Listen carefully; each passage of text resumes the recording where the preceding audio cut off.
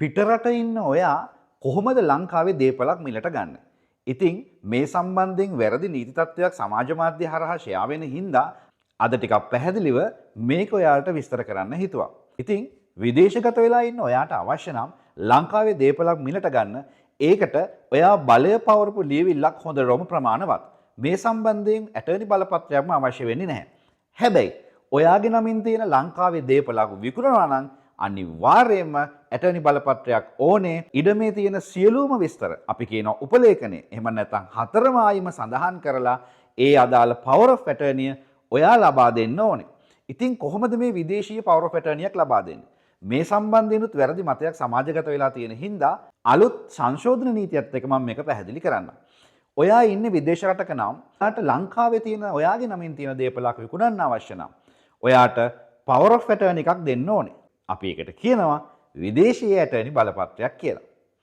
ඉතින් ඔයා ඉස්සෙල්ලාම කරන්න ඕනේ ඔයාගේ නීතිඥවරයා සම්බන්ධ කරගෙන ඒ අදාළ ඉඩමේ සියලු විස්තරත් ඔයා බලය පවරන්නේ කාටද? ඔයාගේ බිරිඳටද, ඥාතියෙක්ටද කියන එක සඳහන් කරලා ඒ නීතිඥවරයාට අදාළ විස්තර ලබා දෙන එක.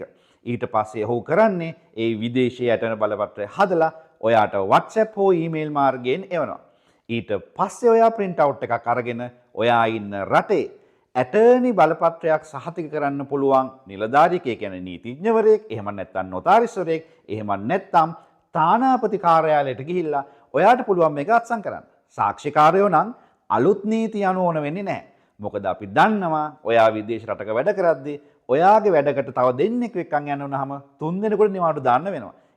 ඉතින් ඒ සම්බන්ධයෙන් රජයේ සැලකිලිමත් වෙලා නීතිය සංශෝධනය කරලා තියෙනවා. ඉතින් විදේශීය ඇටර්නි බලපත්‍රයකට සාක්ෂිකාරයෝ නම් දැන් ඕන වෙන්නේ නැහැ.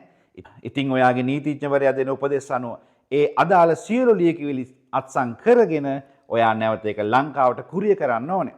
ඊට පස්සේ ඔයාගේ නීතිඥවරයා ඒක ලංකාවේ ඉඩම් කාර්යාලයේ ලියාපදිංචි කරනවා. අන්න එහෙම කරාට පස්සේ ඔයාට පුළුවන් ඔයාගේ නමින් ලංකාවේ තියෙන දේපලක් විකුණන්න කෙනෙකුට බලය දෙන්න. ඉතින් අර මුලින් සඳහන් කරා වගේ ඉඩමක් මිලදී ගන්න නම් මෙච්චර මහන්සි වෙන්න ඕනේ නෑ. ඔයාගේ නමින් ඉඩම මිලදී ගන්න ඔයා අවසර දීපු ලියවිල්ලක් හොඳටම ප්‍රමාණවත්.